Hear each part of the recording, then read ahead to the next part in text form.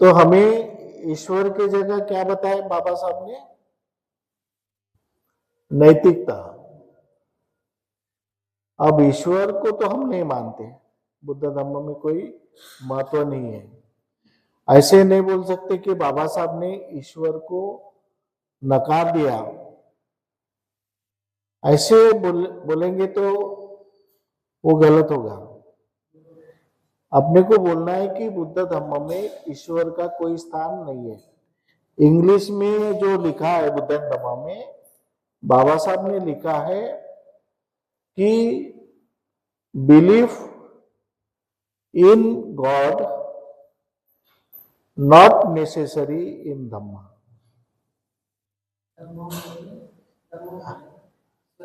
It is not necessary in Dhamma. Belief in God, it is not necessary in Dhamma. हमारे धम्म में ईश्वर की कोई आवश्यकता नहीं है। वो ईश्वर है, कैसा है, क्या है, नहीं है, वो तुम्हारा तुम देखो। बाबा साहब ने एक लाइन में बस बोल दिया कि हमारे बुद्ध धम्म में धर्म में नहीं, बुद्ध धर्म में ईश्वर की कोई आवश्यकता नहीं, हमको आवश्यकता नहीं है। आपको भी इतना मन मजबूत करना पड़ेगा कि चमत्कार रहो या न रहो, लेकिन मुझे चमत्कार की जरूरत नहीं है। विक्तो हवा प्रसन्न हो या न हो, किसी को हुआ होगा, किसी की बिल्डिंग बना के दिया होगा, किसी के बच्चों को पास किया होगा, वो उसको जाने। लेकिन मैं जिस धम्म को मानती हूँ, जिस बाबा साहब को मानती हूँ, उसमें स्थान नहीं है। इतना तुमको मजबूत बनना पड़ेगा, तब वो सम्यक दृष्टि तुम्हारे में मिल सकती है। ये सब बाधाएं हमको हटाना पड़ेगा। दूसरा जो है आत्मा। आत्मा क्यों उन्होंने लाया, ईश्वर क्यों लाया? God is the sources of all type of superstition. God is the source. God है या नहीं है वो प्रश्न नहीं है, ईश्वर है या नहीं है वो प्रश्न नहीं है। इट इज नॉट क्वेश्चन कि God is available or not, but it is the God is the source of superstition. ईश्वर ये अंधश्रद्धे का प्रमुख स्तोत्र है। ईश्वर के वजह से अंधश्रद्धा, चाहे जितनी भी अंधश्रद्धा निर्माण करना है उतनी अंधश्रद्धा निर्माण कर सकते हो, इसलिए गॉड को रखना जरूरी है। उनको भी मालूम है गॉड नहीं है, सबको मालूम है। यीशु क्रिस्त को मालूम था, मोहम्मद पैगंबर को मालूम था, बाबा साहब को मालूम था, सबको मालूम था कि अल्लाह ईश्वर तो नहीं है। लेकिन जो सोर्सेस निर्माण होती है अंधश्रद्धा की, जो पुरोहित को जो सोर्स चाहिए, मटेरियल चाहिए पुरोहित को, वो मटेरियल गॉड से मिलता है, वो उसकी दुकान है। गॉड के दुकान से हर चीज मिलती है उसको, तो उसलिए दुकान चलाना पड़ेगा। हर चीज वहां से मिल रही है, चमत्कारिक, अलौकिक, जो भी लोगों को ठकाना फंसाना, वो सब चीज। अब भिक्षु लोगों ने ये टैक्स सीखा भी। हमारे भिक्षु भी बड़े विद्वान लोग हैं। हमारे भिक्षु और भिक्षुनी जो भी है, उन्होंने ये, अरे सब वो गॉड के नाम से ये कर रहे, सोर्स दुकान चला रहे गॉड की, तो क्यों ना हम भी बुद्ध को ईश्वर बनाए, क्योंकि हमारी भी दुकान चलना चाहिए। जो चीज चमत्कारिक चाहिए हम बुद्ध के दुकान से ले रहे हैं, क्योंकि हमने भी बुद्ध को चमत्कारिक गॉड जैसा बना दिया।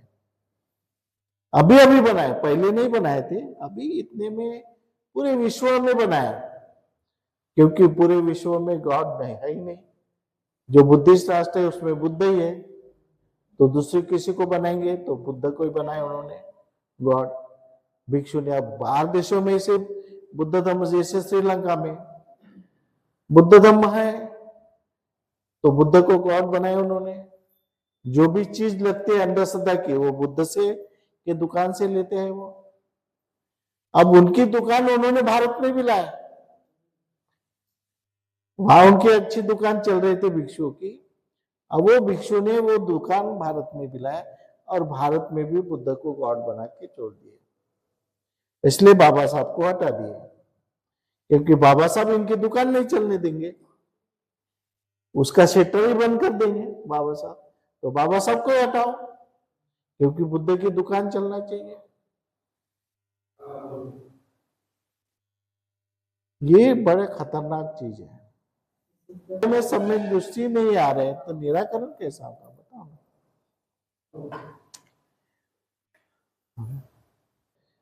अभी जैसे आत्मा है, आत्मा को क्यों उनको मालूम है आत्मा है या नहीं है, कोई जानता नहीं आत्मा है या नहीं है, लेकिन आत्मा की दुकान क्यों चला रहे?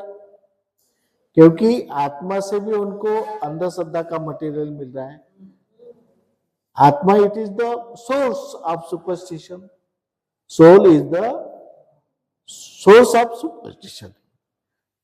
मागच्या जन्मामध्ये असं होते म्हणून या जन्मात असं आहे, या जन्मामध्ये असं तर पुढचा जन्म आत्मा इथून ट्रांसफर होते तुमच्या ह्याच्यातून। वो सिस्टम फिर बुद्ध धर्म में लाया उन्होंने। पहले ये सिस्टम नहीं थी, फिर बुद्ध धर्म में ये सारी सिस्टम आ गई। समजू शकत नाही, परंतु ईश्वर म्हटलं की सर्व त्याच्या अंधश्रद्धा आहे। आणि अंधश्रद्धेमध्ये बाबासाहेबांनी अंधश्रद्धेवर टीका केलेली आहे, परंतु आपण त्याच मार्गाने चाललेलो आहोत। मी तर प्रत्येक व्यक्तीमध्ये अंधश्रद्धा पाहते। फक्त आपला जे बौद्ध धर्मामध्ये जे आहे ते फक्त 5% असते शुद्ध बुद्ध, नाही तर सर्व तसेच आहेत। काही ना काही कुठे ना कुठे त्यांचे विचार तसेच आहेत, अंधश्रद्धेमध्ये गुंतलेले। इथे खूप काय बोलतात की असं करायला नको तसं करायला नको, पण वास्तविक जीवनामध्ये ते तसंच करतात। मी प्रत्येक लोकांमध्ये पाहते आणि ह्याच्यावरती जो कोणी माझ्या संपर्कात येतो मी त्यांच्यावरती मात करते। मी मग ती भारतामध्ये राहून ती परदेशाची नीती अवलंबून राहिली तर त्याला काही अर्थ आहे का? आपण ज्या ठिकाणी राहतो, जिथे आपण वाढत आहोत, तर त्या ठिकाणच्या धम्माचे आपल्याला अनुसरण करायला पाहिजे, तसे करत नाही। तर मग आपण बौद्ध धर्मामध्ये राहून आम्ही खूप सांगतो लोकांना आम्ही बुद्ध आहोत, पण कुठे बुद्ध आहात? कुठे तुमच्यामध्ये शुद्धता अजून काही आलेली नाही आहे, ही शुद्धता आणायला पाहिजे। ईश्वर म्हटलं तरी पण अंधश्रद्धा, वंदना करतात, अजून आपल्या लोकांना त्याचा अर्थ कळलेला नाही। वंदना कधीच म्हणत नाही मी वंदना करायला गेलो तर कधीच नाही, मला प्रार्थना करायला जायचं। प्रार्थनेचा अर्थ काय आहे की मला काहीतरी मिळालं पाहिजे। त्यांची ती अंधश्रद्धा आहे ईश्वराप्रती की मला ईश्वर काहीतरी देईल, पण ईश्वर काय देतो, ईश्वर काही देत नाही, ही अंधश्रद्धा आहे। म्हणून आपल्या लोकांनी कधी पण वंदना हा शब्द वापरायचा, प्रार्थना हा शब्द नाही वापरायचा, हे मला अभिप्रेत आहे। त्या साध्या गोष्टी आहेत पण आपण ते समजून घेत नाही। मी पुष्कळांना टच करते, प्रार्थना का म्हणते, वंदना का नाही म्हणत? प्रार्थनेचे अर्थ काहीतरी मागणं होते, आपण मागायला जातो का? आपण त्यांचे विचार अनुसरायला जातो, तर तुम्ही वंदना म्हणा, प्रार्थना म्हणून ह्या क्षुल्लक गोष्टी असतात, पण आपण आपल्या जीवनामध्ये त्या काही उतरवत नाही आणि बदल करून घेत नाही त्याच्याविषयी। तर अशा प्रकारचे हे ईश्वर आहेत। आत्मा तर आपण मानतच नाही। पुष्कळ जण म्हणतात आत्मा आहे, आत्मा नाही आहे। आपल्या शरीरामध्ये एक श्वास आहे, आपलं शरीर आपल्याला जेव्हा सोडून जाते ते आपल्या शरीरामध्ये काही अवयव आहेत, जसं हे आहे, उष्णता आहे, तेज आहे, वायू आहे, हवा आहे, ह्या ज्या 4 गोष्टी आहेत त्या आपल्या शरीरातून निघून जातात। आपण म्हणतो ना मेल्यानंतर त्याचे शरीर थंड झालेलं आहे, म्हणजे आपल्या शरीरामध्ये तापमान आहे 98 डिग्री असते, हे तापमान आपल्या शरीरातून निघून गेलं म्हणून आपण थंड झालो। मेल्यानंतर काय जमिनीमध्ये पुरवतात, नाही तर जाळून त्याची मातीच तयार करतात, मातीत माती जाते। हे 4 गोष्टी सर्व आपल्यातली उष्णता निघून जाते। हवा जे काय आपण बोलतो आपल्या सोबत हवा निघते, केव्हा निघून जाते, त्या पूर्ण गोष्टी आपल्यातून निघून जातात. आत्मा म्हणजे काही नाही आहे. मी तर लोकांना म्हणते की आत्मा आहे आणि पुनर्जन्म आहे. तर मला एक तरी व्यक्ती तुम्ही अशी दाखवा की जिचा पुनर्जन्म झालेला आहे. तर अशी एकही व्यक्ती कुणी दाखवायला तयार नाही किंवा एखाद्याचं नाव नाही करत. तर अशा काही गोष्टी असतात. तर त्या गोष्टी माझ्या बुद्धीला पटत नाही आणि मी त्याच्यावरती खरंच आक्षेप घेते आणि पुढच्या व्यक्तीला मी नेहमी करत राहते. त्यांना माझा स्वभाव आवडो की न आवडो, मला त्याच्याशी काही घेणं देणं नाही. परंतु माझ्या बुद्धिमत्तेला बुद्धीला ह्या गोष्टी पटत नाही. त्याच्यामुळे मी त्यांना सांगण्याचा प्रयत्न करते. आता तुम्ही त्याच्यातनं काय घेता आणि काय नाही हे तुम्ही ठरवा. एवढं मी छान छान एकदम खूप छान. साधू महापुरुषांना त्रिवार वंदन. पंथी जिल्हा जय भीम. नमो बुद्धाय. आजचा विषय आहे सम्यक दृष्टी में आने वाली बाधाएं. सम्यक दृष्टी, आपला दृष्टिकोन कसा असायला पाहिजे तो म्हणजे सत्य काय असत्य काय जाणून घेणे. दृष्टिकोन कोणाबद्दलही कसा म्हणजे असं वाईट नसायला नको. त्याच्यामध्ये आहे पहिला पॉइंट ईश्वर. हा जो पुरोहित वर्ग आहे त्यांनी एक संकल्पना निर्माण केली आहे ईश्वर. ईश्वर म्हणजे आपल्याला भीती दाखवण्यासाठी आहे. सर्वसामान्य व्यक्तीला ईश्वरामध्ये गुडफडून ठेवलेला आहे. ईश्वर हे वेगवेगळ्या रूपामध्ये आपल्या समोर प्रस्थापित केलेले आहे. ईश्वर ही फक्त एक संकल्पना आहे. त्या गोष्टीला आपण मानायला नको. ईश्वरामध्ये जर गुडफडून राहिलो त्यामागे बरेचसे कर्मकांड लागू होतात. मग आपण अंधश्रद्धेकडे वळतो, कर्मकांड करतो आणि जे दुःख आहे ते दुःख ईश्वराची पूजा केल्याने, त्यांचं पूजा पाठ पठण जप तप जे काही आहे कर्मकांड जर केलं तर ते दुःख दूर होईल. हे एक पुरोहित वर्गाने आपल्या मागे लावलेली ईश्वर ही संकल्पना आहे आणि ती ही ईश्वर ही संकल्पना चुकीची आहे. ईश्वर या संकल्पनेमुळे आपल्याला दूरदृष्टिकोन नाही कळत आणि सम्यक दृष्टी काय असते आपल्याला तर्क लावता येत नाही. सत्य काय सत्य ओळखता येत नाही. सत्य आणि असत्य मधला आपल्याला फरक जाणून घेता येत नाही. आपल्याला फरक जाणून घेता यावं नाही म्हणून ही ईश्वर संकल्पना निर्माण केलेली आहे. ह्या संकल्पनेतून आपण जेव्हा दूर निघू, बाहेर जाऊ, तरच आपण डॉक्टर बाबासाहेब आंबेडकरांचा सम्यक दृष्टी हा शब्द आपण आपल्या स्वतःमध्ये अंगीकारू शकतो. अन्यथा आपण अंगीकारू शकत नाही. म्हणून दृष्टिकोन आपल्याला हा तर्कविवेक बुद्धीने सत्य असत्य जाणून घेणे आणि कर्मकांडातून दूर होणे हे सगळ्यात महत्वाचं आहे. त्यामध्ये काय येतं, सम्यक दृष्टीसाठी अज्ञानता आणि भीतीपोटी सर्वसामान्य व्यक्ती हा कर्मकांडात गुरफडलेला असतो. यामधून आपल्याला दूर जाण्यासाठी शिक्षण हे खूप महत्वाचं आहे. शिक्षणातून आपल्याला विचार करता येतो की चांगला दृष्टिकोन कोणता, वाईट दृष्टिकोन कोणता आणि सगळ्या कारणाचं मुख्य कारण आहे दुःख. दुःखाची समस्या काय आहे, दुःखाला कारण आहेत आणि दुःख दूर करण्यासाठी निराकरण पण आहेत. म्हणजे दुःख समजून घेणे, समस्या जाणून घेणे आणि दुःख दूर करणे हे एक काय म्हणता येईल तर सूत्र आहे. ते सूत्र जोपर्यंत आपल्याला समजत नाही तोपर्यंत आपल्याला सम्यक दृष्टी लाभू शकत नाही. सम्यक दृष्टी लाभण्यासाठी ईश्वर या संकल्पनेपासून आपण दूर गेलं पाहिजे आणि सत्सद विवेक बुद्धीने आपण शिक्षित होऊन सत्य असत्य ओळखून या संकल्पनेपासून दूर जाऊन आपण सम्यक दृष्टी स्वतःमध्ये निर्माण केली पाहिजे. दुसरा पॉइंट आहे आत्मा. आत्मा ही एक संकल्पनाच आहे. म्हणजे आपल्या सर्वसामान्य व्यक्तीला भयभीत करून आत्मा आहे, तुम्ही पूजा पाठ करा, कर्मकांड करा, आत्माला शांती देण्यासाठी हे करा ते करा, पण हा सगळं थोतांग आहे, फालतूपणा आहे. म्हणजे आपल्याला या गोष्टीमध्ये गुरफडून ठेवून जे शिक्षणाची वेळ आहे, जो पैसा आपण शिक्षणावर लावायला पाहिजे तो त्या कामात न लावता आपण या कर्मकांडामध्ये वेळ वाया घालवतो, पैसा वाया घालवतो आणि आपली संपूर्ण एनर्जी आहे सोबत एनर्जी पण आपण त्यामध्ये घालवतो. त्याचं मुख्य कारण म्हणजे आपल्याला मागे आणणे आहे. आर्थिक दृष्ट्या पण मागे आणणे आहे आणि मानसिक दृष्ट्या पण मागे आणणे आहे. यासाठी वैचारिक दृष्टीने परिपक्व होणे खूप महत्वाचे आहे. बाबासाहेबांनी आपल्याला जे काही संविधानामध्ये सांगितलं आहे, बुद्धाने त्यांचा धम्म आहे त्याच्यामध्ये आपल्याला जे काही सम्यक दृष्टी सांगितली आहे. दृष्टी हा एक शब्द खूप छोटा वाटतो पण ते समजण्याला बघा भंतेजीने सांगितले की त्यांना समजायला 10 वर्ष लागले. आपण तर नुसती आता आपल्याला सुरुवात आहे, आपल्याला माहित नाही आता किती वर्ष लागतील. पण आपल्याला एवढे सुंदर प्रशिक्षक लाभले आहेत की ते आपल्याला लवकरच ट्रेन करतील आणि आपल्याला प्रत्येक अष्टांगिक मार्गाचा प्रत्येक शब्दाचा अर्थ आपल्याला समजून सांगतील आणि ते आपण समजून घेऊन अंगीकारणे आणि ते समोरच्या व्यक्तीपर्यंत पोहोचवणे हे खूप महत्वाचं आहे. स्वतःपासून सुरुवात करायची, नंतर एक समूह तयार करायचा, नंतर समूह तयार झाला की ते समाजापर्यंत पोहोचलं पाहिजे. बाबासाहेबांच्या विचारांची आज म्हणजे खूप काळाची गरज आहे. बाबासाहेब जरी गेले असतील पण त्यांच्या विचारामुळे ते जिवंत आहेत. त्यांना जर जिवंत ठेवायचं असेल तर त्यांच्या विचारांना अंगीकारणे, ते प्रत्येक माणसापर्यंत व्यक्तीपर्यंत पोहोचणे खूप गरजेचं आहे. तरच आपलं भारतीय संविधान आणि बुद्धाने त्यांचा धम्म टिकून राहू शकतो.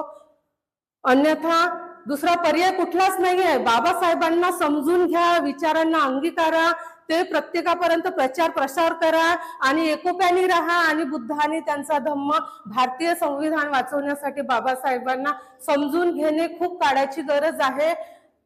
हे म्हणजे खूपच काळाची गरज आहे आणि ते प्रत्येक व्यक्तीने ते जाणून घेतलं पाहिजे.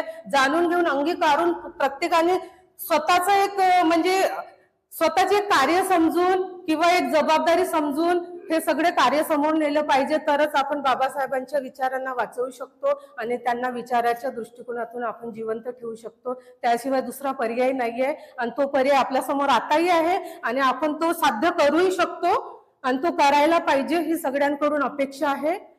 जय हिंद. आता खरी झाली प्रॅक्टिस. बुद्ध और बाबा साहेब आम्बेडकर जी ने हमें जिस तरह से बताया कि अष्टांगिक मार्ग किस पद्धति से होना चाहिए, सम्यक स्थिति, जो सम्यक विचार, जो चिंतन से हमारे मुक्त विचार जिस पद्धत से होने चाहिए, ज्या पद्धतीने मुक्त विचार असले पाहिजे, ज्या पद्धतीने आम्ही चिंतन करू त्या पद्धतीने एकदम सम्यक डीपली एकदम मुक्त होऊन जागृत होऊन शाने कोणतंही काम करत असताना फक्त त्या कामाकडे लक्ष केंद्रित करून ते परफेक्टपणे चांगल्या पद्धतीने जोपर्यंत होणार नाही त्याकडे लक्ष देणं आवश्यक आहे. पण त्या गोष्टीकडे ह्या अष्टांगिक मार्गाच्या जसं आपण म्हणतो सम्यक दृष्टी मी कोणतंही काम करत असताना कोणत्याही पद्धतीचं काम करत असताना ते कार्य एकदम परफेक्ट चांगल्या पद्धतीने मी करू शकलो पाहिजे, ह्या पद्धतीचं नॉलेज माझ्याकडे असलं पाहिजे. पण त्यामध्ये काही जो समाज म्हणतो किंवा कोणते नातेवाईक म्हणतो किंवा कोणत्याही गोष्टी त्याच्यामध्ये अडथळा निर्माण करण्याचा प्रयत्न करतात. माझ्याकडे दृष्टी जी आहे, माझं जे वर्तन आहे, कोणत्याही पद्धतीचं जे वर्तन करतो ते चांगल्या प्रकारे किती साफपणाने किंवा चांगल्या प्रमाणे मी करू शकलो पाहिजे, त्याच्यासाठी माझ्याकडे सम्यक दृष्टी म्हणजे फक्त माझ्याकडे ते काम करण्याची जिद्द आणि ते कोणत्या पद्धतीने चांगल्या पद्धतीने करण्याची महत्वाकांक्षा माझ्यामध्ये निर्माण झालेली पाहिजे. पण त्याच्यासाठी बंतेजीने सांगितलं की ईश्वर आणि आत्मा म्हणजे ह्या ज्या गोष्टी आहेत त्या गोष्टी आपल्या मनावर आपल्या चित्तावर ज्या पद्धतीने आक्रमण करतात की आपली विचार करण्याची जी क्षमता असते त्या क्षमतेला थोडंसं डाऊन करण्याचं काम करतात आणि जे आपण करण्याचा प्रयत्न करत आहे त्यामध्ये बाधा निर्माण झाल्या की आपण त्या मार्गावरून हटून दुसऱ्या मार्गावर जाण्याचा प्रयत्न आपला असतो. पण तो जर मार्ग आपण इकडून तिकडून न काढता त्या गोष्टीकडे लक्ष नाही देतात, कारण की आपल्या मनामध्ये चित्तामध्ये हे माहीत आहे की ईश्वर नावाची अशी वस्तू आहे नाही, कारण की आपण वाचन करतो, बंदजी सांगतात तेव्हाही वाचतो ऐकतो आणि बाकी आपण जेव्हा प्रबोधन करतो किंवा कुठे जातो जेवढेही विचारवंत लोक आहेत त्यांच्याकडून जेव्हा आपण ह्या गोष्टी ऐकतो तर आपल्याला माहीत आहे की ईश्वर आणि आत्मा नावाची वस्तू नाही आहे. पण काहीतरी आपल्या गैरसमज किंवा आपल्या अवतीभोवती राहणाऱ्या व्यक्तींबद्दल आणि किंवा त्या ज्या गोष्टी सांगतात मनगडत ज्या सांगतात की मी अभ्यास केला होता तर मी ह्या देवाकडे गेलो होतो तर ह्या देवानी माझ्या मित्राला असं ज्ञान दिलं की तू आज इंजिनियर बनला, आता त्याच्यासोबत राहणारा जो व्यक्ती राहतो तो भारावून जातो की खरंच असं असू शकते. पण त्याच्याकडे ज्ञान भरपूर आहे, प्रत्येक गोष्टीचं ज्ञान आहे, त्याला माहित आहे ईश्वर आत्मा वगैरे काही नाही आहे. पण जेव्हा ह्या गोष्टी घडतात तर त्याच्यामुळे तो माणूस आपसूक चालला जातो, त्याच्या मनामध्ये तो भाव निर्माण होतो आणि तेच भाव निर्माण करण्याचं काम होत राहते. पण जेव्हा तो चिंतनातून मुक्त विचारातून हा विचार करतो तेव्हा त्याच्या असं लक्षात येते की ईश्वर आत्मा नावाची कोणती वस्तू नाहीये. जे आपल्या मनातून निर्माण होते, जे चित्तातून मुक्त विचारातून निर्माण होते त्याच्यावरच आपण विश्वास ठेवला पाहिजे. जेव्हा आपण विचार करतो की एक लहान मूल जेव्हा नवनिर्मित छोटासा मुलगा राहतो, त्या मुलाच्या कानावर जेव्हा आपण विचार टाकतो, कानावर विचार टाकतो की मी तुझा बाबा आहे, मला तू बाबा मान, तर तो प्रत्यक्ष एका वेळेस जेव्हा त्या कानामध्ये ती गोष्ट जाते तर ते त्याच्या मनात निर्माण होते, पण त्याला त्याची पालवी फुटत नाही, शब्द फुटत नाही. पण वारंवार 10 लोक 15 लोक घरातले जेवढी लोक आहे वारंवार ते शब्द त्याच्या कानावर टाकतात, तर त्याच्यावर ते शब्दाचा तो विचार करतो आणि विचार केल्यानंतर ते शब्द फुटतात आणि तो म्हणतो बाबा. ह्याच पद्धतीने तो जगत असताना कोणतीही गोष्ट करत असताना लहानापासून मोठ्यापर्यंत जे जे गोष्टी करतो तो ऐकतो, सगळ्या गोष्टी ऐकतो, पण जे त्याचे विश्लेषण राहते, जे त्याचे विचार राहते ते त्या मनातून ते होत राहतात. फक्त कारण की आपण म्हणतो डोळ्यांनी पाहिलेली वस्तू सगळी बरोबर आहे, जसं बंतेजींनी म्हटलं की हे आहे वस्तू, हे पाहिली, मीही पाहिली, मी हार पाहिले, फुलं पाहिले, पण त्या फुलांचं चिंतन, मुक्त विचार हे माझ्यापर्यंत माझ्या मनाने आहे. मी ऐकलं, पाहिलं, डोळ्यांनी पाहिलं. जर माझे डोळे बंद असतील आणि कोणी म्हणेल की हे फुल आहे तर मी ओळखू शकणार नाही, पण त्याच्यासाठी माझ्याकडे उपाय आहे, कारण की माझे विचार मुक्त आहे आणि मी त्या सम्यक दृष्टीने बघतो. तर तेव्हा माझ्याकडे जे नाक आहे त्या नाकातून मी त्याचा जो सुगंध जो घेतलेला होता, डोळे बंद असतानाही मी विचार करू शकतो की ते फूल आहे. बस एवढंच बोलतो. नमो बुद्धाय जय.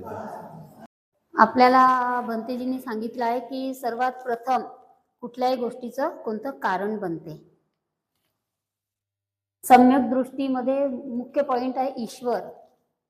ईश्वर तयार झाला त्याच्यामुळे तो आत्मा, कर्मकांड, त्याच्यानंतर ते पूजापाठ हे सर्व तयार केलेलं आहे. आता ईश्वर म्हणजे अज्ञानता. ईश्वराकडे जाऊ तर आपण ज्ञानाकडे वळणार नाही, शिक्षणापासून वंचित राहू.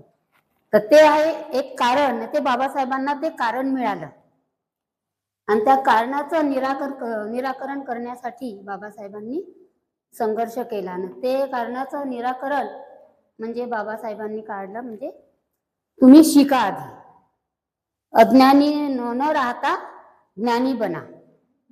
बाबासाहेब सांगतात की शिक्षण हे दुधारी शस्त्र आहे आणि ते दुधारी असल्यामुळे चालवणं फार धोक्याचं आहे. आणि ज्यांनी समजा ते शिक्षणाचा उपयोग चांगल्या रीतीने केला तर ते समाजाला एक म्हणजे एक वरदान आहे, नाहीतर ते मग पूर्ण राष्ट्रालाच अभिशाप आहे आणि समाजाला सुद्धा अभिशाप आहे, हे बाबासाहेब सांगतात. म्हणून भंतेजींनी सांगितलं, जे बाबासाहेब मेन बनले मॉडेल, बाबासाहेब मॉडेल बनले म्हणून आपण इथपर्यंत पोहोचलो. पण आजचे आता भंतेजी म्हणतात की मी मॉडेल नाही आहे, पण आज आमच्यासाठी भंतेजी मॉडेल आहेत. आहे ना, आज भंतेजी मॉडेल आहेत आमच्यासाठी. तर जे बाबासाहेबांचे जे विचार आहेत, बाबासाहेबांनी बुद्धाचे विचार आपल्याला दिले, पण आपण त्याचे म्हणजे आचरण काहीच करत नाही. तर ते आता आपण भंतेजीच्या रूपामध्ये ते त्यांचे विचार आपल्यापर्यंत आता पोहोचत आहेत. आणि आज तुम्ही बाबासाहेब भंतेजीला बाबासाहेब म्हणजे मी भंतेजीच्या रूपात पाहत आहे. आज आमच्यासाठी मॉडेल आमचे भंतेजी आहे. हा, तर आजच्या ह्याच्यामध्ये जे म्हणजे विचार आपल्यापर्यंत पोहोचत आहे. बाबासाहेब म्हणतात की मी मेलो जरी असलो तरी पण माझे जे विचार आहेत त्या विचारात मी जिवंत आहे आणि जोपर्यंत संविधान आहे तोपर्यंत मी जिवंत आहे. वा वा, हे बाबासाहेब म्हणतात. म्हणून हे जे दुधारी शस्त्र आहे तुम्ही चांगल्या पद्धतीनं चालवा म्हणतात. आणि जे शिक्षण आहे, शिक्षण जरी बाबासाहेबांनी सांगितलं आपल्याला, पण शिक्षण आपण समजा घेऊन आपल्यामध्ये शीलच नाही, तर बाबासाहेब हे सुद्धा सांगतात की ह्या शिक्षणातच समाजाचा नाश आहे. म्हणून मी एवढं सांगते की जे भंतेजी आता बुद्धाचे, बाबासाहेबांचे विचार आपल्यामध्ये रुजवत आहेत, बस हे समजा आपण आचरणात आणले तर कोणी किती बुद्धाला संपवण्याचा प्रयत्न केला तरी बुद्धाला संपवणारे संपतील, पण बुद्ध संपणार नाही. बस एवढेच बोलून मी माझे पण छान. जय भीम. छान. मला